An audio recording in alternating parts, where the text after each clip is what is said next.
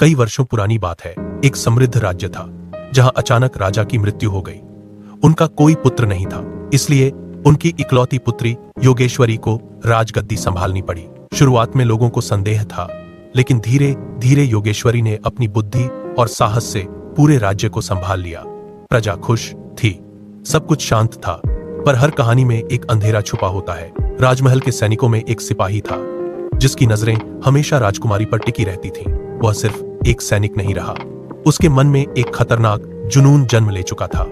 धीरे धीरे उसने गुप्तचर बनकर राज्य के राज दूसरे राज्यों को बताने शुरू कर दिए, लेकिन उसका असली इरादा कुछ और था। वह योगेश्वरी को पाना चाहता था, किसी भी कीमत पर। कई बार उसने कोशिश की, पर हर बार असफल रहा। एक दिन पूरे दरबार के सामने उसकी आंखों में एक अजीब चमक थी। वह जोर से चिल्लाया, मैं लौटूंगा और तब तक तुम्हें अपना बनाकर रहूंगा। उसकी आवाज में ऐसा डर था कि दरबार में सन्नाटा छा गया, और फिर वह घने अंधेरे जंगलों में गायब हो गया। जंगल जहां सूरज की रोशनी भी जाने से डरती थी, वहां उसने अघोरियों के साथ रहकर भयानक तपस्या शुरू की। दिन रात बिना खाए बिना सोए। धीरे धीरे उसका शरीर बदलने लगा। उसकी आंखें लाल हो गईं, नाखून लंबे और नुकीले हो गए, बाल बिखरकर कमर तक पहुंच गए। और एक रात जब उसने आंखें खोली, वह अब इंसान नहीं रहा था।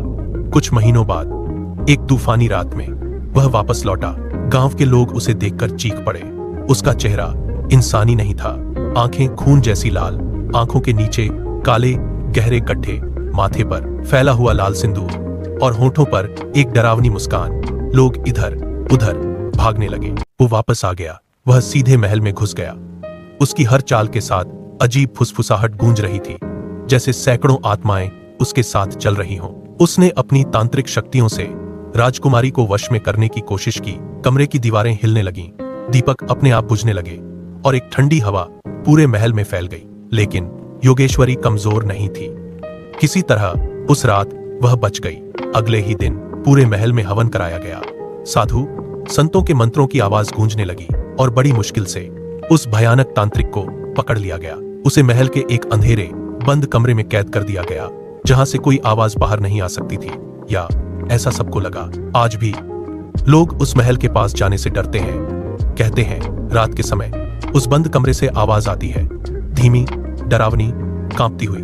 योगेश्वरी, मैं आऊंगा, मैं तुम्हें लेकर जाऊंगा। और कभी कभी उस कमरे के दरवाजे पर अंदर से खरोंचने की आवाज सुनाई देती है, जैसे वो अभी भी बाहर आने की कोशिश कर रहा हो।